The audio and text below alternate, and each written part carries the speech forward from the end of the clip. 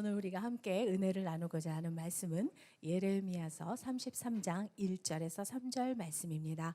네가 알지 못하는 크고 은밀한 일을 보이리라.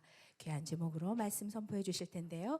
우리가 함께 이 말씀 믿음으로 그리고 한 소리로 선포하며 나갔으면 좋겠습니다. 함께 소리내어 읽겠습니다. 시작. 예레미야가 아직 시위대 뜰에 갇혀 있을 때에 여호와의 말씀이 그에게 두 번째로 임하니라. 이르시되 이를 행하시는 여호와, 그것을 만들며 성취하시는 여호와, 그의 이름을 여호와라 하는 이가 이와 같이 이르시도다. 너는 내게 부르짖으라. 내가 네게 응답하겠고 네가 알지 못하는 크고 은밀한 일을 네게 보이리라. 아멘. 아멘. 오늘 본문은 제가 성경에서 굉장히 좋아하는 본문 중에 하나입니다. 예레미야는 슬픔의 선지자지만 동시에 기도의 선지자입니다. 비전의 사람입니다. 캄캄한 밤 하늘을 지나면서도 절망 같은 역사의 시대를 살면서도 별을 보았던 사람이죠. 우리가 지금 나라가 어렵다 그랬지만 예레미야는 나라가 망하는 것을 지켜본 사람입니다. 눈앞에서 수많은 동포들이 죽고 나라의 톱 리더들이 포로로 끌려가는 장면을 다 지켜보았던 그런 슬픔의 선지자였습니다. 이 암울한 시대에 유다 백성들은 그렇지만 이제 나라가 망하기 직전에 예레미야의 예언을 듣죠. 하나님의 징계 회초리를 받고 바벨론의 침공을 당해서 나라가 망하게 될 것이라고, 그러니까 백성들이 회개하라고 그 소식을, 안 좋은 소식이죠. 예레미야가 계속 선포해야 되니까 하면서 자기도 울었어요. 너무 이 나라에 닥쳐올 운명이 가련해서. 그래서 예레미야를 눈물의 선지자라고 부릅니다. 그런데 이 가슴 아픈 예언으로 가득 찬 예레미야서 중에서 유독 30장부터 33장까지는 이 위로의 책이라고 불릴 정도로 희망의 메시지를 담고 있습니다. 특히 본문이 있는 33장은 예레미야의 그 위로의 메시지 아주 클라이맥스라고 할 수 있죠. 우리 1절 말씀을 다시 봅니다. 예레미야가 아직 시위대 뜰에 갇혀 있을 때에 여호와의 말씀이 그에게 두 번째로 임하니라. 이르시되, 시위대 뜰에 갇혀 있었다고 했어요. 이게 말이 고상해서 뜰에 갇힌 거지, 뜰에 있는 감옥에 떨어뜨려서 지하 감옥에 떨어뜨려 놓은 거예요. 왜 갇혔냐 하면은 하나님의 말씀을 그대로 전했기 때문이었어요. 유다 왕에게 바벨론의 침공과 싸우지 마라, 이 침공을 막기 위해서 애굽에 가서 도움을 청하고 그렇게 발버둥 칠 거 없다, 그냥 망해야 된다. 왜냐하면 이것은 유다가 하나님 앞에 패역한 죄 때문에 하나님이 드신 징계의 회초리이기 때문이다. 그러니까 저항하지 말고 빨리 항복해야지 쓸데없이 막 딴짓하다가는 더 큰 비극을 겪게 된다. 왜냐하면 유다의 그 왕과 신하들은 그 당시 자기 집까지 허물면서 나무와 돌들을 쌓아가지고 결사항전을 준비했거든요. 그러면서 이미 기울어져 가는 나라 애굽한테 사신을 보내가지고 애굽과 어떻게 또 외교를 해가지고 원군을 초대받아서 바벨론을 물리쳐 보려는 그런 몸부림을 다 하고 있었는데, 예레미야는 그거 하지 마라. 그렇게 인간적인 방법으로 하나님의 회초리를 피하려 하면 더 큰 재앙이 올 것이다. 그러니까 그냥 곱게 망하자. 그렇게 한 거예요. 그랬더니 유다 왕과 신하들이 저런 매국노를 봤나, 우리 망하는 거 기다리는 거냐, 곱게 망하라니, 나라를 위해서 아주 필사적으로 싸우다 죽어야지 저런 매국노가 선지자라니, 그러면서 에레미야를 감옥에 던져버린 거예요. 사실 에레미야도 기가 차죠. 이렇게 좋은 소식만 전하고 싶은데 자기도 하나님의 메시지가 그렇게 준엄했으니까 할 수 없이 그대로 했는데 사람들은 예레미야를 그것 때문에 핍박했어요. 그렇게 캄캄한 시위대에 갇혀 있는 상황 속에서 하나님의 음성을 들은 거예요. 2절부터 3절까지 이를 행하시는 여호와, 그것을 만들며 성취하시는 여호와, 그의 이름을 여호와라 하는 이가 이와 같이 이르시도다. 너는 내게 부르짖으라. 내가 네게 응답하겠고 네가 알지 못하는 크고 은밀한 일을 내게 보이리라. 모든 기도에 관한 서적에서 18번으로 등장하는 이 성경 구절이 얼마나 처참한 역사적인 정황 속에서 나왔는지 여러분 아시겠죠? 많은 경우 우리가 기도를 배우는 것은 이렇게 처절한 상황에서 배웁니다. 여러분이 알고 있는 모든 기도의 용사들은 곱게 화장하고 이렇게 양복 잘 입고 이렇게 호텔에서 리셉션하면서 기도 배우지 않았습니다. 정말 넋이 나갈 정도로 힘들고 멘붕이 오고 자신의 세계가 무너지고 배신당하고 욕먹고 아프고 망하고 부서져서 기도를 배우는 거예요. 지금 예레미야가 그렇거든요. 우리는 이렇게 감옥에 갇힌 상태에서 사람들한테 왕따 당한 상태에서 광야로 내몰린 상태에서 하나님한테 기도하는데 여기서 예레미야가 어떤 기도를 했겠습니까? 화려한 수식어로 기도하지 않았습니다. 온 힘을 쥐어짜는 부르짖는 기도를 하게 됩니다. 영혼 속에서 쏟아내는 날 것 그대로의 감정과 생각을 쏟아냅니다. 그리고 그때 하나님의 음성을 듣습니다. 자, 예레미야가 광야에 있기 때문에 하나님의 음성을 들은 게 아니고 광야에서 기도했기 때문에 하나님의 음성을 들은 거예요. 여러분, 걱정하는 건 기도가 아니에요. 그냥 멍하니 앉아 있는 것도 기도하는 거 아니에요. 기도는 기도를 해야 기도하는 거죠. 하나님의 이름을 불러야 그게 기도죠.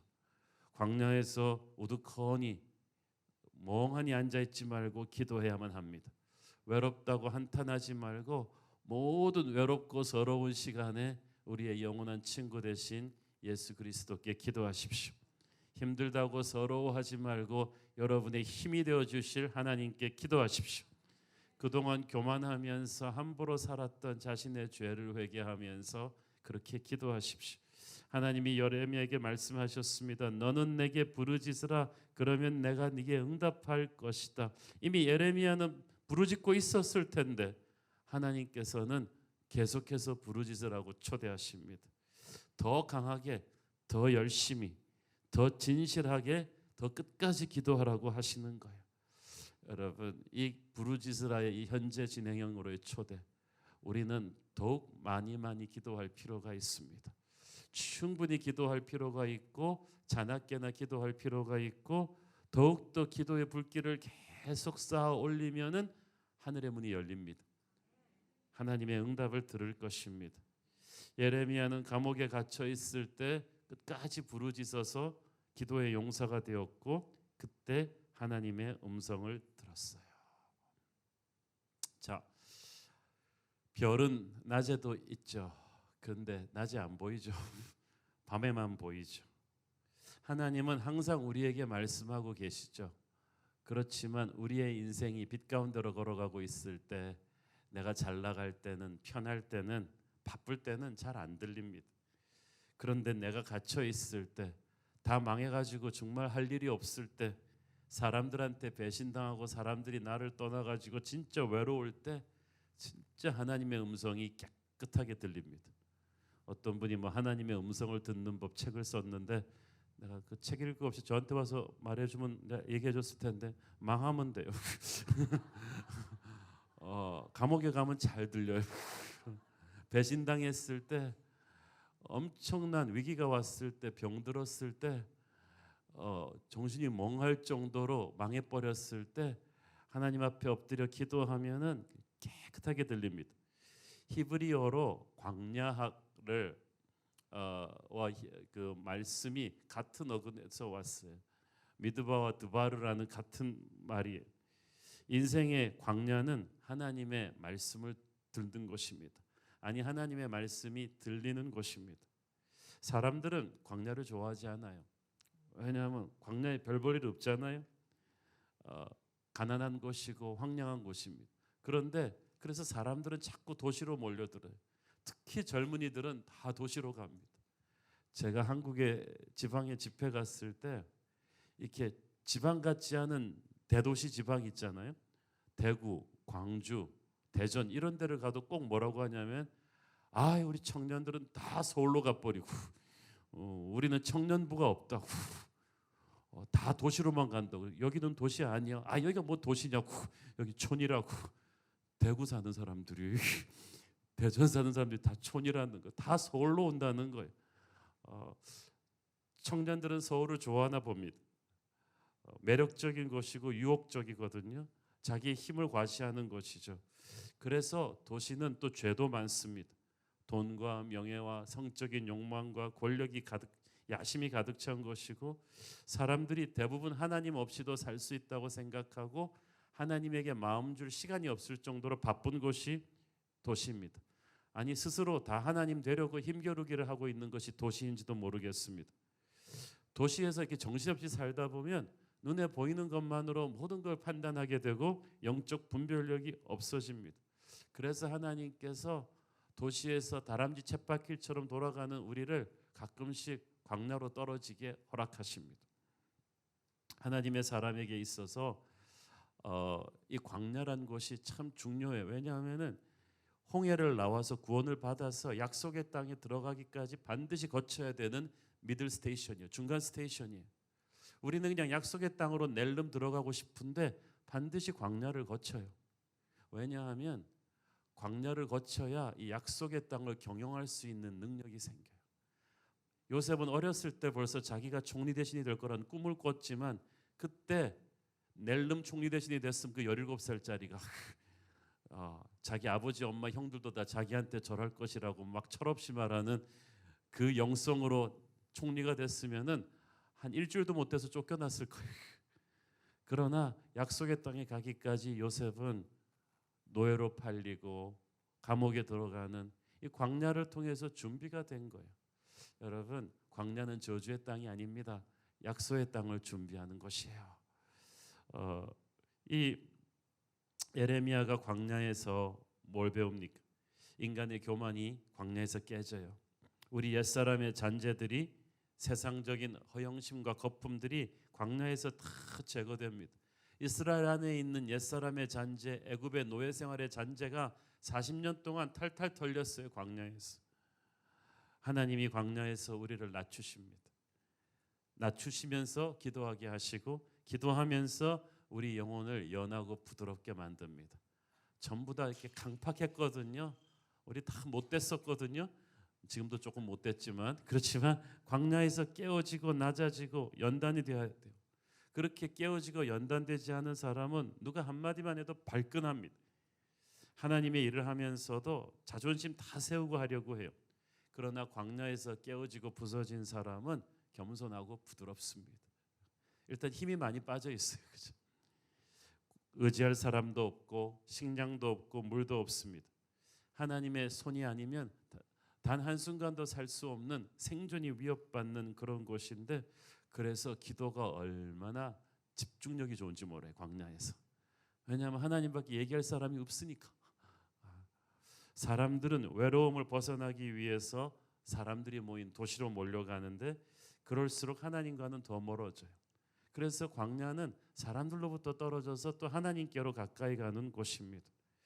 광야에 들어가게 되었다면, 그러니까 너무 조급하게 빠져나오려고 발버둥 치지 마십시오.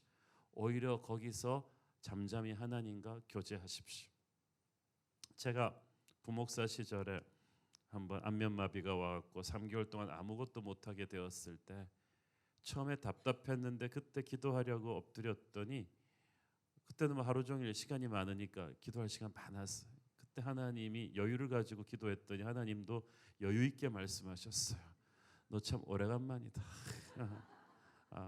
여유 있게 얘기하자. 옛날에는 내가 하나님을 러시했거든요. 응답은 다음 내일 7시까지 빨리빨리 와야 돼. 스케줄에 짜있는 하나님 만나는 시간까지. 근데 광야는 내 어젠다가 하나도 없어요. 만날 사람이 없어요. 하나님밖에 없을 때 집중력이 굉장히 좋아집니다. 거기서 그렇기 때문에 너무 빨리 빠져나오려고 하지 말고 깊이 기도하십시오. 하나님이 특별히 나랑 데이트하려고 이렇게 나를 아프게 하셨구나, 나를 이렇게 외롭게 하셨구나 생각하고 기도하십시오. 그러면 하나님의 말씀을 새롭게 듣게 될 것입니다. 광야 감옥에 갇혀 있으면서 부르짖는 기도를 했던 예레미야에게 하나님이 주신 기도 응답이 무엇이었습니까? 네가 알지 못하던 크고 은밀한 일을 내가 네게 보일 것이다. 3절 말씀 다시 한번 띄워주실래요? 3절 말씀, 너는 내게 부르짖으라 내가 네게 응답하겠고 네가 알지 못하던 크고 은밀한 일을 내게 보이리라. 자, 그런데 크고 은밀한 일을 영어로 보세요. Great and unsearchable things. 크고 unsearchable. 네가 아무리 노력해도 알 수 없는, 찾을 수 없는, 연구해서 되지가 않는 일을 내가 너한테 보여줄 것이다. 영어 성경에는 알게 할 것이다라고 되어 있어요. 자, 예레미야 똑똑한 사람입니다. 그 시대 정치, 경제, 문화 모두 뚫고 있는 사람인데다가 어렸을 때부터 제사장 가문에서 태어나서 구약 성경 전체를 통으로 외우고 있는 사람이에요. 하나님의 일을 하고 묵상하면서 평생을 살아온 사람입니다. 우리가 보통 여러분 목사님 하면 성경은 다 알 것 같죠. 그렇게 생각하고 물어보지 마세요. 목사님들 민망해요. 목회 경험도 있고 그러니까 목사님은 뭐 교회도 정통하고 뭐 슬프고 힘들 때도 그냥 강하고 담대할 것 같죠. 하나님과 친하니까 영적인 일에 마스터라고 생각할 수 있는데 예레미야로 말하면 진짜 그런 영성 깊은 당대 목사님 중에 하나죠. 그런데 하나님께서는 그런 예레미야도 알지 못하는 크고 은밀한 일이 있다고 하셨어요. 영성의 세계는 크고 넓습니다. 하나님이 보여주실만 아는 일이 있습니다. 평생 하나님과 동행하며 살아온 예레미야 목사님 같은 분한테도 지금부터 기도하면 보여줄 하나님의 세계가 있다는 거예요. 여러분 이건 놀라운 것입니다. 그래서 기도는 흥분되는 거예요. 우리가 생각하기에 기도는 내 필요를 하나님이 빨리 해결해 주는 거라고 생각하잖아요. 그런데 진짜 기도는 내가 아는 어젠다가 아닙니다. 진짜 기도의 응답은 내가 모르는 하나님의 세계를 보는 거예요. 그러니까 제일 IQ 안 좋은 사람이 응답의 범위를 제한하고 기도하는 사람이야. 우리의 이 대학에만 넣어주시면 소원이 없겠습니다. 하나님은 100을 주려고 그랬는데 나는 겸손하게 10만 주면 소원이 없겠대. 그러면 이 90이 어디로 가겠어요? 위대한 믿음을 가진 사람한테 가는 거야. 여러분 그래서 기도할 때 항상 오픈핸드로 열어야 돼요. 내가 지금은 이 문제 때문에 갔지만 실은 하나님이 보여주시는 크고 위대한 일을 기대합니다. 하나님이 보여주실 새로운 세계가 있어요. 그거를 여러분이 그래서 기도를 들어갈 때는 여러분이 어떤 새로운 세계를 보려는 그런 기대감이 있어야 돼요. 나니아 연대기라는 그 영화를 보면은 그 책을 C.S. 루이스가 쓴 소설에 나오는 거죠. 그 아이들이 노는 그 옷장 방인데 그 옷장을 통해서 툭 들어가면 나니아의 세계로, 마법의 세계로, 시간이 완전 이곳과는 시공의 차이가 다른 그런 세계로 훅 들어가게 돼요. 그 옷장이 바로 기도입니다. 여러분이 기도하면 이 눈에 보이는 세계에서 볼 수 없는 그 세계의 뿌리가 되는 영적인 세계로 하나님이 우리를 끌고 가시는 거예요. 그런데 여러분이 기도를 잠깐 하고 가면 어떨까요? 옷장 문 앞에서 돌아서는 거예요. 맨날. 기도를 그래서 충분히 하셔야 돼요.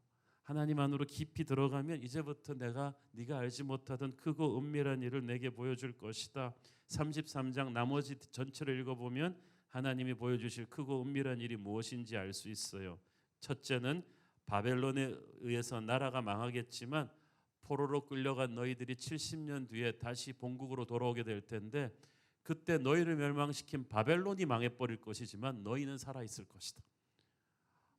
여러분 유대 히스토리를 보면 참 신비해요. 유대를 짓밟았던 강대국들은 다 망하는데 유대는 계속 살아남아요. 여러분 산에서 세상에서 살아남는 게 강자들이 살아남는 게 아니에요. 그게 사실이었다면 우리나라 산에서 호랑이는 길이길이 살아남았을 거예요. 근데 호랑이는 죽었는데 노루, 고라니는 다 살아남아 있어. 살아남는 게 강한 애들이 아니에요. 강한 자가 살아남는 게 아니라 살아남는 자가 강한 거예요. 유대를 멸망시키려 했던 바벨론은 망하고 아수르가 들어서 바벨론은 망했는데 페르시아가 들어섰는데 유대는 그대로 있어요. 페르시아는 망하고 그리스가 들어섰는데 유대는 그대로 있어요. 그리스는 망하고 로마가 들어섰는데 유대는 그대로 있어요. 하나님의 나라는 참 신비한 거예요. 그걸 보여주셨어요. 둘째, 다윗의 자손에서 예수 그리스도가 태어나시게 될 텐데 그의 십자가 죽음을 통해서 모든 백성의 죄악을 사하게 될 것이라는 그 환상도 예레미야에게 예수님이 보여주셨어요. 첫 번째 메시지는 지금 예레미야와 유대 백성들의 현실적인 관심, 우리는 포로로 끌려가서 어떻게 될 것인가, 바벨론은 어떻게 될 것이라는 현실적인 문제에 대한 구체적인 응답인데 이것만 갖고도 대단한 응답이죠. 그런데 하나님은 그걸 넘어서 또 보여주셨어요. 장차 태어나실 예수 그리스도를 통해서 유대뿐 아니라 온 세계가 변하게 될 것을 보여주셨어요. 이것이야말로 하나님이 보여주실 크고 은밀한 비전이에요. 크고 은밀한 비전의 주인공은 항상 예수 그리스도이십니다. 우리는 항상 내 인생을 향한 하나님의 뜻을 생각하는데 진짜 본론은 그게 아니에요. 하나님의 거대한 구원사 계획을 위한 내 인생이야. 왜 여러분이 복 받는지 아세요? 하나님의 그 놀라운 계획에 쓰임 받기 위해서 복 받는 거야. 왜 우리 새로운 교회가 복 받아야 돼요? 하나님의 그 놀라운 구원사 계획에 쓰임 받기 위해서 우리 교회는 복 받아야 되는 거야. 우리가 인생에 닥친 고난을 뚫고 나가기 위해서 열심히 살려달라고 기도합니다. 그런데 우리가 기도하는 것만 하나님이 응답해 주신다면, 우리 소원만 그대로 들어주신다면 기도는 기도가 아니라 마법이죠. 그러나 기도는 마법이 아니에요. 우리는 기도 자체를 믿는 것이 아니라 기도를 들으시는 하나님을 믿습니다. 기도를 통해서 하나님을 더욱 알아가는 것이 중요한 것입니다.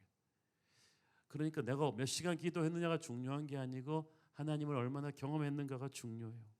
하나님은 예레미야처럼 당장 직면한 현실의 문제도 응답해 주십니다마는, 때가 되면 회복시켜 주시고 살려 주시겠다고 하십니다마는 그건 1차적인 비전이고, 하나님은 우리가 기도하면 영의 눈을 열어 주시겠다고 하십니다. 영의 눈이 열리면은 우리가 모르는 2차적인 의미, 거대한 예수님의 계획이 보입니다. 우리는 기도 속에서 그래서 영안이 열려야 돼요. 영안이 열려야 내 문제를 넘어서서 거대한 하나님의 계획을 보게 됩니다. 하지만 내 문제가 중요하지 않다는 건 아니에요. 왜냐하면 내 문제가 그래도 내가 기도하게끔 하는 계기가 됐으니까. 몸이 아프니까 그렇게 나와서 기도했잖아요. 자식이 그렇게 속색이니까 와서 기도한 거예요. 우리같이 깐깐한 사람들이. 그러니까 그건 하나님의 서론이고, 그렇게 시작했지만 그걸 통해서 쑥쑥쑥 들어가다 보니까 자식 문제 응답 받았는데 더 있어. 하나님은 너 이제 잘 됐다. 그걸로 나왔으니까 나온 김에 나의 계획을 내가 조금 더 보여주겠다. 그러면서 열어가는 거죠. 그 비밀의 핵심이 예수 그리스도이십니다. 그래서 우리는 고난 가운데에서 점점 내 현실의 문제에서 예수 그리스도의 놀라운 임재와 섭리 속으로 쑥쑥 들어오게 되는 거예요.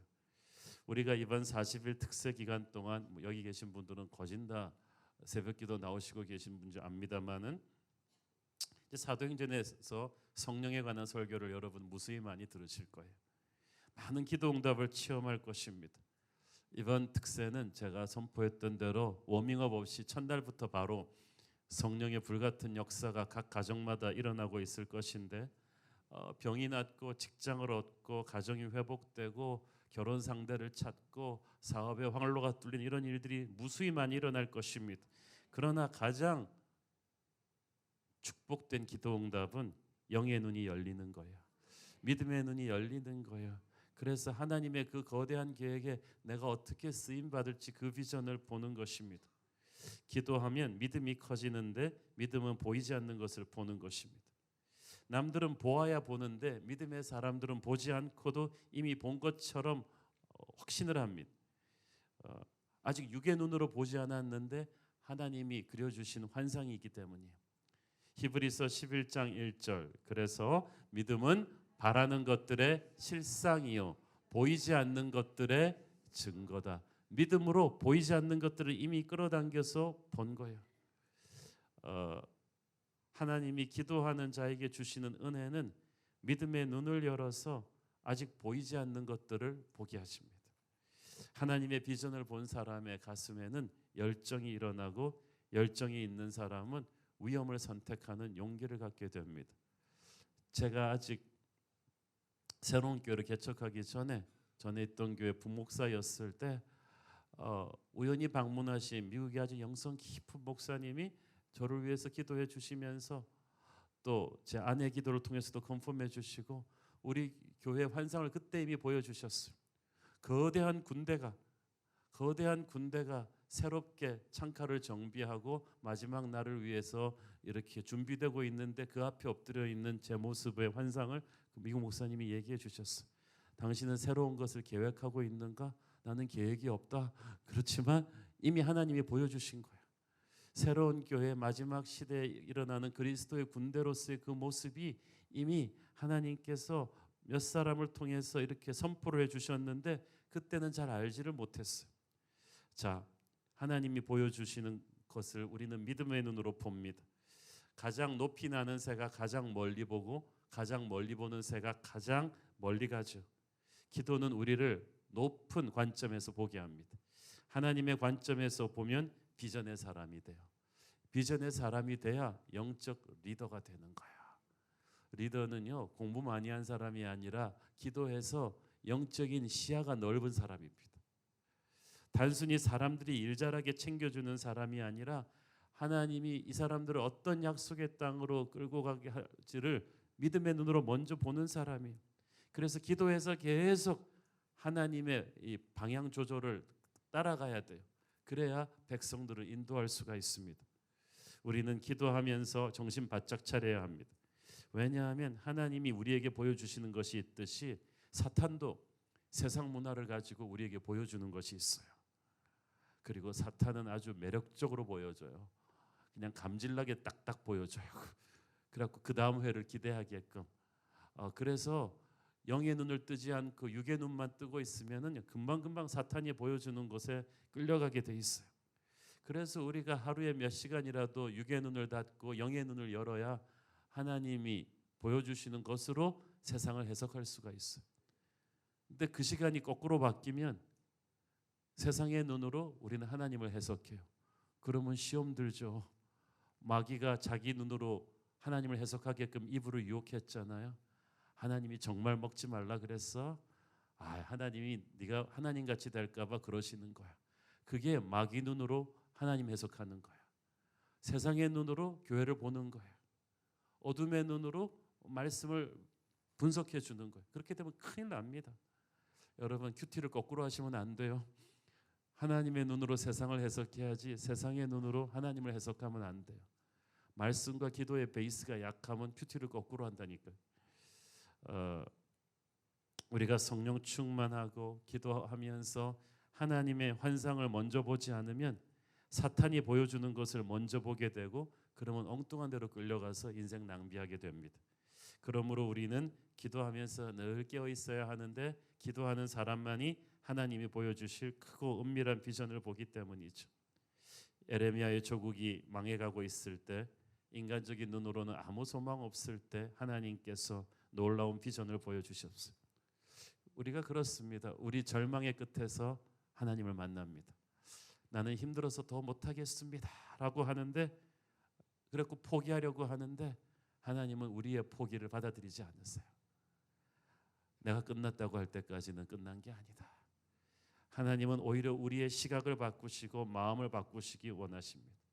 참 신비하게 우리의 마음이 텅 비워졌을 때 하나님은 우리의 그 비워짐에 이끌립니다. 우리의 마음이 한없이 가난해졌을 때 그 가난한 마음을 하나님은 기뻐하세요. 우리가 한없이 목마를 때 그 목마름을 하나님은 기뻐하시는 거예요. 여러분의 세계가 잿더미가 되었을 때 하나님 앞에 와서 기도의 눈물을 흘리십시오. 하나님이 그 눈물을 소중하게 보십니다. 여러분이 기도 중에 하나님의 임재 가운데 사로잡히게 될 것이고 그때 인생을 보는 관점이 변합니다. 하나님께서 그렇게 가난한 마음으로 기도의 세계에 들어온 여러분의 영을 높이 올리셔서 하늘나라 시각으로 여러분의 인생과 미래를 다시 보게 할 것입니다. 그러니까 보이는 것을 보지 말고 보여주시는 것을 보십시오. 하나님의 기도 중에 보여주실 크고 은밀한 비전은 나를 어떻게 쓰실 것인가, 나를 그 하나님의 구원사 계획에 어떻게 쓰실 것인가, 예수 그리스도와 나를 어떻게 연결 것인가에 대한 하나님의 약속이에요. 부흥에서 룻기 설교하면서 말씀드렸죠. 룻기의 절정은 룻이 보아스랑 결혼해서 과부가 부잣집 마나님 돼서 잘 먹고 잘 살았더라 그게 아니었어요. 룻기의 절정은 그렇게 태어난 아들이 다윗의 할아버지였고 그 다윗의 후손이 예수 그리스도였다는 거야. 룻기의 절정은 그가 어떻게 예수 그리스도의 나심과 연결이 되었는가이죠. 여러분, 우리 인생은 예수님과 연결이 안 되면 의미가 없어요. 드라마의 주인공은 예수님이세요. 그래서 어떻게든 모든 드라마에서 주인공과 어떻게 연관이 있어야 나오는 거예요. 우리의 인생은 예수님과 연결이 되어 의미가 있어요. 은혜 중에 은혜는 영의 눈이 열려서 나와 예수님의 연결점을 보는 거죠. 이 약속의 풍성함을 보지 못하면 우리는 조금만 힘들면 인생을 포기하고 운명을 저주하게 됩니다. 요즘 청년들 사이에서 흑수저, 헬조선이라는 말들이 유행하는 걸 보고 이건 반드시 사탄이 퍼뜨린 말이다. 조선이 진짜 헬이었을 때 이 친구들이 모르는구나. 나라가 망해서 한국 전쟁을 우리는 겪어보지 못한 세대 아니에요? 여기 어르신들은 진짜 한국이 헬이었을 때를 아시잖아요. 그러나 그때도 하나님께서 이 나라를 지켜주셨어요. 그런데 누가 이런 말들을 퍼뜨려요? 마귀가 퍼뜨리는 거예요. 이미 너무 경쟁이 치열해서 부모 잘 만나서 어느 정도 배경을 가지고 시작하지 않는 한 이 나라에서는 운명이 없다고들 막 얘기합니다. 말로 이미 포기해버렸어요.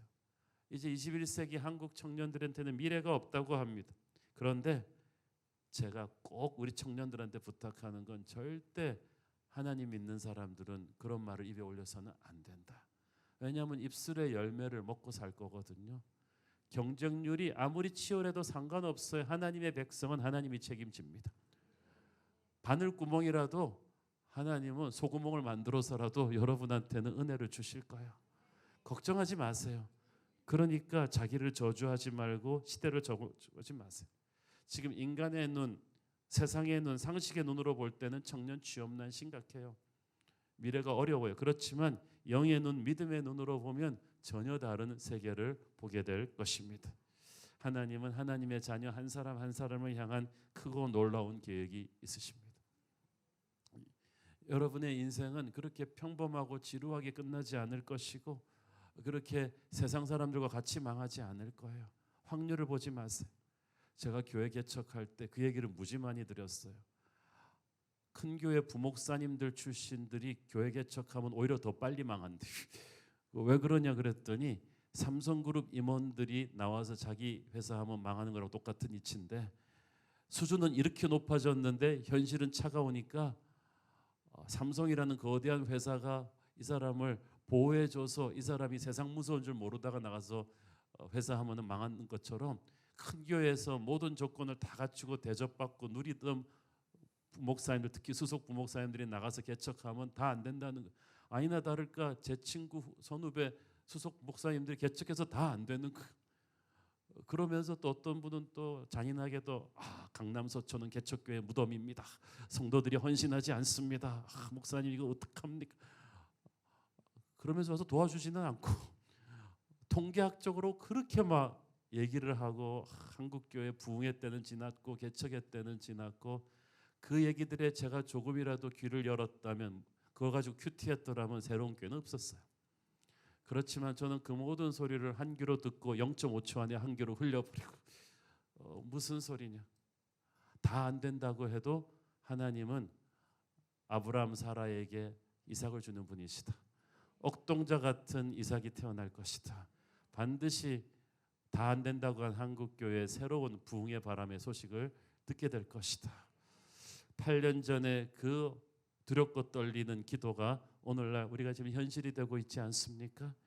통계를 믿지 말고 안 된다고 하는 사람들 믿지 말고 하나님의 약속을 보십시오. 제가 그래서 청년들한테 항상 부탁해요. 세상의 트렌드에 휩쓸려서 불안하지 말고 기도 많이 하면서 하나님의 음성에 귀를 기울이라고 합니다. 특히 직장 선택할 때는 기도 많이 해야 됩니다. 남들이 다 몰려드는 것, 세상이 다 좋다고 부추기는 것, 가장 안전하다고 하는 것을 지금 무조건 따라가면 안 돼요.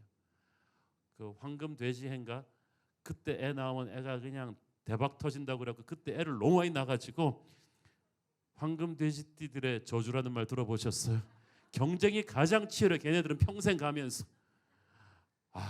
여러분 왜 한국 사람들은 설렁탕집 하나 잘 된다 그러면 다 옆으로 설렁탕집 세우는지 모르겠어요. 비트코인 광풍한다 그래서 다 거기다 또 그런 거 하지 마세요 제발. 세상의 트렌드에 휩쓸려서 유행 따라 막 사고 애들 과외 보내고 이러지 말고 여러분은 하나님의 음성을 들으셔야 돼요. 하나님께서 행하시는 걸 기다려야 돼요. 물론 인간적으로 할 노력은 해야 되지만 잠잠히 기도하면서 하나님의 인도하심을 구하셔야지. 특히 애들 키울 때 애들이 무슨 그 마루따도 아니고 여기서 좋다 그러면 저기 해보고 저기서 좋다 그러면 저기다 해보고 이 학원 보내고 저 학원 보내고 애들이 무슨 죄입니까? 애들을 위해서 기도하십시오. 그래서 이 아이에게 맞는 인생을 하나님께서 어떻게 인도해 주실지를 기도하세요. 청년들이 결혼 문제 놓고 고민 많이 해요. 어떤 자매분들은 목사님 그냥 눈 씻고 봐도 예수 믿는 남자애들은 그냥 없어요. 현실적인 고민을 호소하는데 여러분이 기도하면 여러분이 알지 못하던 크고 믿음 좋은 남자가 이렇게 보인다는 거죠.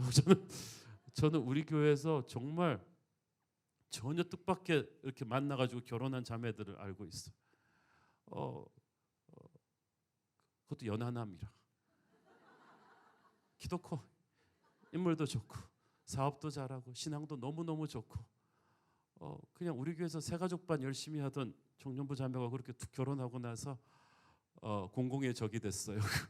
간증을 어떻게 했냐면 나는 인간적인 조건 보지 않고 오직 믿음만 보고 결혼했던 남자가 키가 180에다가 인물도 꽃미남인데다가 연하남인데다가 사업도 잘하고 그래서 자매님 절대 그런 간증하지 말아요. 근데 그 자매는 참 새벽 기도를 열심히 했어요. 진짜 그래서 새벽 기도 끝나고 간식 먹으면서 이렇게 많이 만난 것 같아요.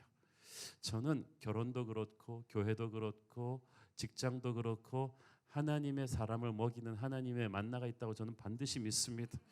그러므로 그런 것을 너무 걱정하지 마세요. 저는 결혼하신 장년들 가운데서도 부부 관계가 위기에 와 있는 분들 이번 특별 새벽기도 기간에 회복되기를 바랍니다. 인간적인 감정들이 많이 쌓이고 상처가 많은 부부라 할지라도 인간적인 눈으로 보지 말고 기도하면서 영의 눈으로 볼 수 있게 달라고 기도하십시오. 여러분 영의 눈으로 보면요 하나님이 저쪽 사람의 입장을 좀 생각나게 해주세요. 그래서 굉장히 균형 잡힌 시각을 가지고 보게 합니다. 마귀가 얼마나 극심하게 이 시대의 가정들을 깨뜨리려고 합니까? 크리스찬 부부들도 이혼율이 너무 많아요. 작은 일도 크게 만들고 오해하게 하고 서로 반목하게 해서 가정을 많이 깨뜨리는데 부부가 함께 기도해서 가정을 지켜야만 합니다. 여러분들의 자녀를 위한 기도 차원이 달라지기를 바랍니다. 좋은 대학 좋은 직장 들어가서 좀 있는 집안이랑 결혼해서 애가 그냥 지하가림 하면서 잘 살았으면 좋겠다는 그런 기도 제목으로 끝내서는 안 돼요. 하나님께서 제가 여러분 자녀들 위해서 기도할 때 꼭 그 기도하잖아요. 이 아이를 이 시대의 다니엘처럼 에스더처럼 하나님의 영광을 흘려보내는 통로로서 주시옵소서. 부모도 알지 못하던 차원까지 이 아이를 끌고 가 주시옵소서. 여러분이 그 기도 안 하니까 제가 대신해 주는 거예요. 왜냐하면 여러분이 아는 수준이 아니에요. 지금 존재하는 직업의 70%는 30년 후에 존재하지도 않아요. 그래서 지금 가장 안전하다고 생각하는 학교 선생님, 공무원 30년 후에 존재하지 않을 수도 있어요. 공무원이 철밥통, 제가 볼 때는 20년 후에 한국도 그런 시대 아닙니다. 이제 교사도 이미 3만 명이 대기 발령이에요. 애들이 없어가지고. 그러니까 우리가 지금 안전하다고 생각하는 게 안전하지 않아요. 그래서 우리가 모르는 미래를 알고 계신 하나님께 이 아이를 맡겨야 합니다. 그래서 여러분의 아이가 직업, 어떤 학교 이런 거에 간섭하지 마세요.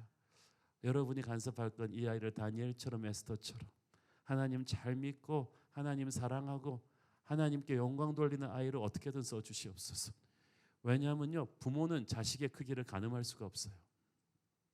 이새는 다윗을 왕 후보에 쳐넣지도 않았어요. 7형을 갖다 앞으로 다 내밀었잖아요. 이새 생각에는 다윗은 인물감이 아니었는데 다윗이었던 거예요.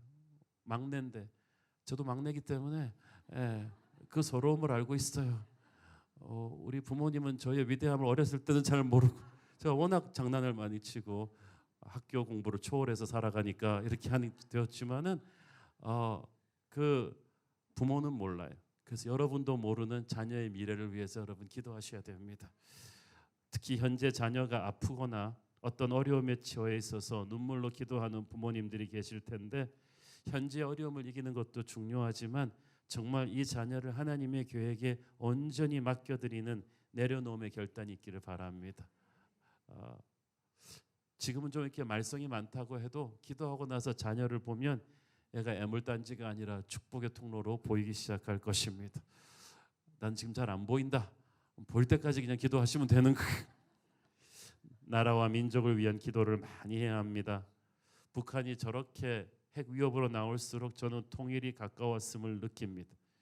한반도를 둘러싼 이 4강의 이 역학 구조가 이렇게 복잡하고 예민할수록 통일이 불가능해 보일수록 하나님만의 방법으로 갑작스럽게 이룰 수도 있습니다.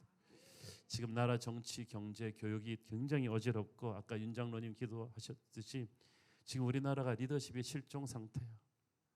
적폐청산을 저렇게 몰아붙이면 나라는 정말 살벌하게 갈라질 것입니다. 이때 정말 하나님께서 거룩한 성령의 바람을 불어주셔서 이 나라가 건강하게 다시 돌아올 수 있도록 기도해야만 합니다.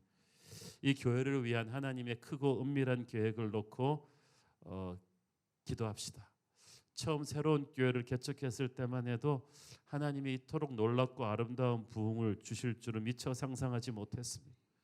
그동안 교회가 여기까지 오면서 우리도 크고 작은 위기가 있었습니다.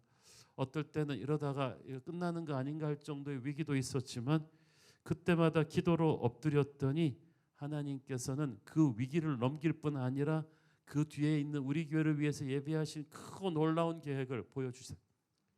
우리 교회는요 단순히 우리 교회만을 위한 교회가 아닙니다. 우리는 한국교회 호프가 될 것입니다. 이미 호프가 되고 있습니다.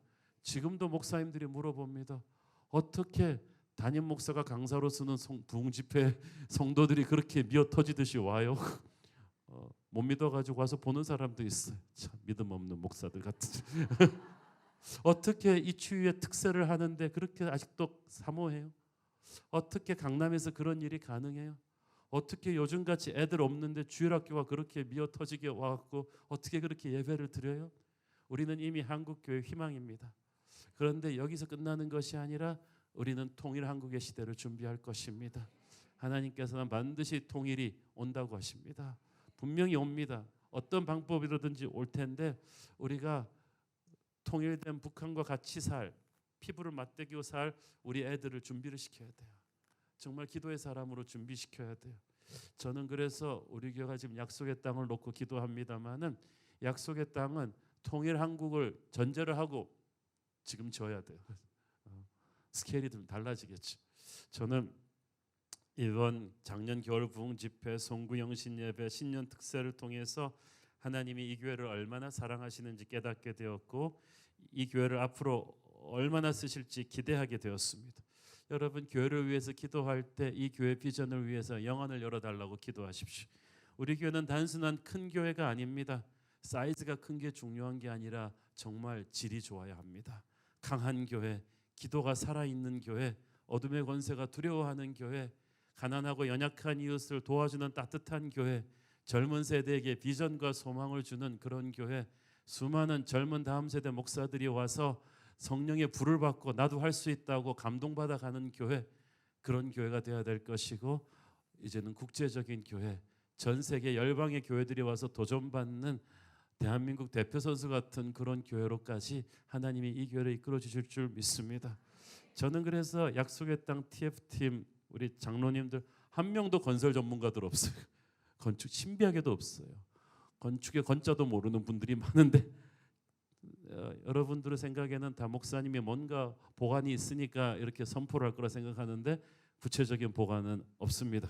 그냥 선포하고 이렇게 기도를 하는데 기도를 많이 하는 가운데 하나님께서 툭 주실 것 같아요. 어느 정도로 툭 주냐 하면 이거는 사람의 힘으로 찾은 것이 아니다. 그러니까 이 비싼 한국의 부동산 가격에 하나님께서 우리가 시험 들지 않고 축제처럼 할 수 있도록 이렇게 툭 선물로 주실 텐데 건축을 쉽게 해주는 대신 하나님이 우리한테 시키실 일이 많으세요. 저는 그래서 특별히 우리 수영 여성 예배 나오는 분들은 이 특세 기간 동안에 이렇게 비몽사몽한 정신 상태로 이렇게 나와서 앉아 계시는 분들은 여러분 훌륭한 분들이에요. 여러분이 앞으로 1년 내내 교회를 위해서 특별히 기도 많이 해주시기를 바랍니다. 크고 놀라운 하나님의 역사가 올 한 해 내내 우리에게 보여줄 줄로 믿습니다. 기도는 비전의 산실입니다. 기도하는 사람이 비전을 보고 비전을 보는 사람이 미래를 끌고 가는 거야. 여러분이 그렇게 되길 바라고 여러분의 자녀들이 그렇게 되기를 축원합니다. 함께 한번 기도하겠습니다. 사랑의 아버지, 은혜를 감사합니다. 사람을 보고 세상을 보면 가슴이 답답하고 불안하고 힘들지만 우리 주님께서 오늘 영의 눈을 들어 기도하게 하시니 감사합니다. 하나님, 우리 수요 여성 예배 얼마나 귀한 딸들이 이 자리에 있습니까? 축복하여 주시옵소서. 이들이 날마다 기도하는 가운데 환상을 보게 하여 주시고 하나님의 꿈을 보게 하여 주시옵소서. 예수님 이름으로 기도했습니다. 아멘.